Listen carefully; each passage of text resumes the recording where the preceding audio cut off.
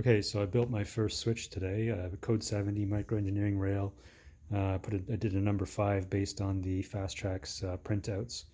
But one thing that I haven't seen online yet is how to make your own stuff, or at least this method anyway, how to make your own PC board ties and your own wooden ties. So I just want to go over a little demo of what I did at the table saw here. So first thing I did um, is I changed the blade, and so there's something called kerf here. The little 7¼ inch blade has what's called a micro kerf, and the kerf is the little hardened steel teeth there.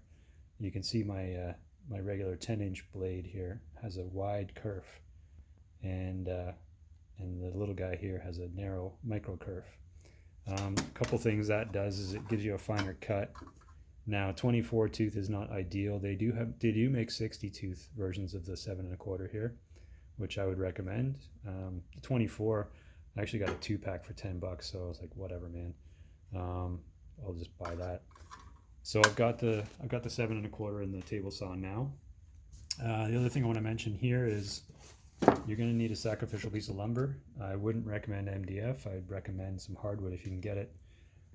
Just because everything you cut will fall down that crack if you don't. So this is why I've got the little sacrificial piece here, stop everything falling down. As you can see, when I was cutting, it ended up disintegrating, and now there's a hole there. So obviously MDF, not the best piece, but I did clamp it down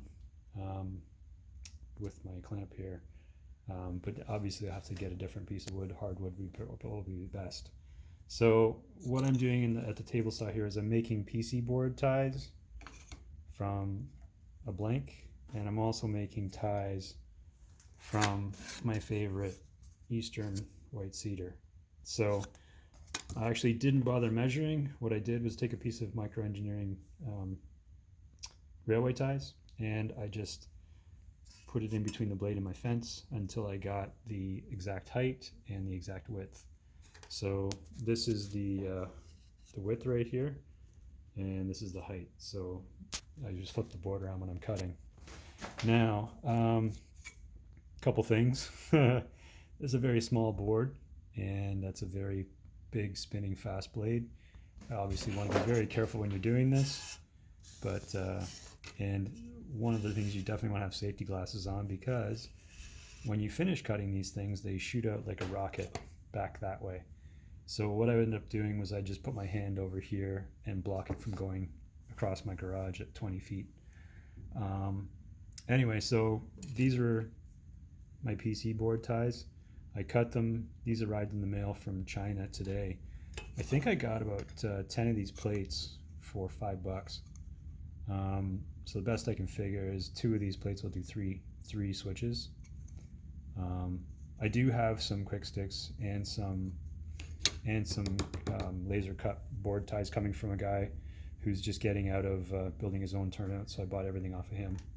And I do have a jig coming, a number 6 jig. But I just wanted to see if I could do this, and I can. And so, you know, I'm not going to buy a jig for every turnout, and I don't think I'm actually going to use the jig, because I just built one upstairs in number 5, and it works beautifully. Anyway, just wanted to give you guys the tips on how to make your own ingredient or make your own materials.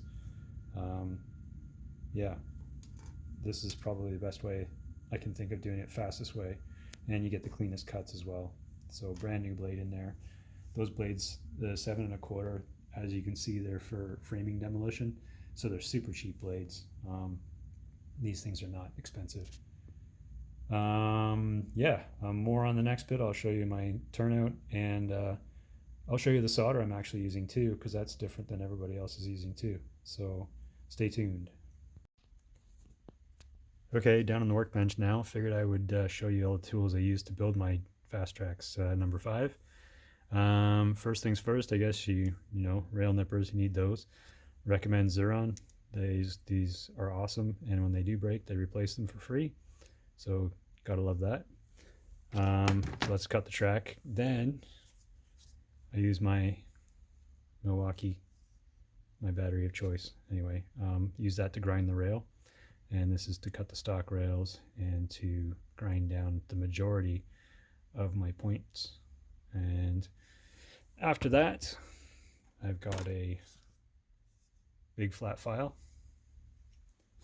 and then I have a very small rectangular file, and that has files on all four sides. And then I got my triangular file to get the Sharpie parts done, and that's to do the PC board ties as well. To cut the gaps in the ties, I use this. So that's all for filing. Cutting the PC board ties, I use these guys. I use the straight. They do a nice job cutting a nice clean cut. What else? Oh, double-sided tape, really good. So as you can see from the shine on the page here, I got a single strip of double-sided tape along here, and that just holds down the PC board ties until you can solder. I did this stock rail first, got that all nice and straight. Then I did the inside stock rail. Then I did my 2 point rails, or what are these called? Anyway, can't remember what these ones are called. I did those 2. And then I did my point, sticking to my double-sided tape. And then finally finished up with my wing rails and turned it over and soldered the back side of the frog. Anyway, soldering, point of difference from everybody else that I've seen. I'm using this, which is solder paste. Melts at 180 Celsius, I think. What is it?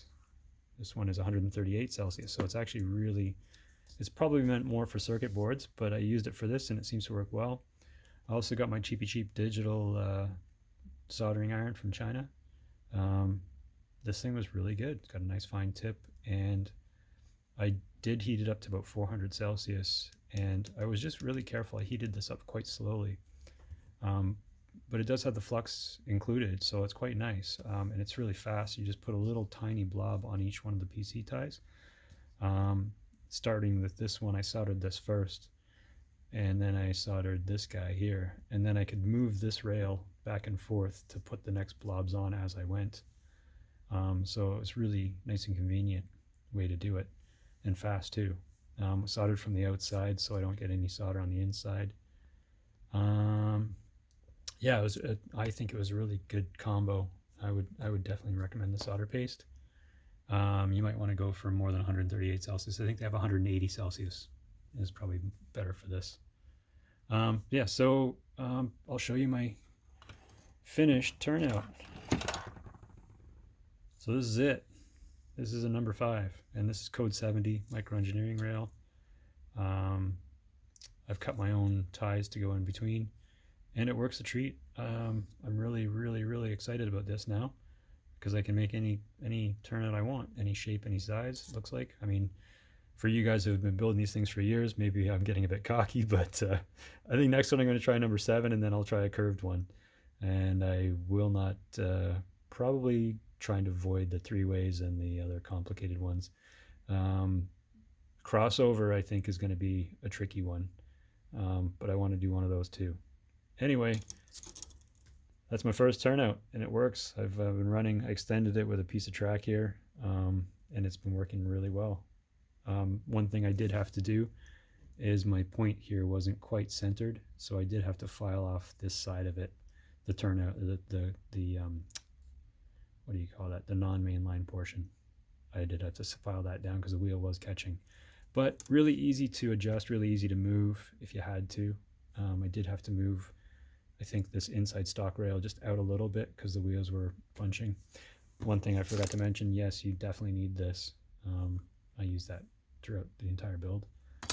But as I say, I do have some FastTracks tools coming. I got the stock tool and the point forming tool, and I got a number 6 jig, plus a bunch of I got 4 microengineering 3-sided track gauges, so that'll help definitely on the longer, bigger ones. So anyway, kind of excited. I really like this. I'm gonna rip out all my track and redo it. Anyway, have a good evening. Thanks for watching.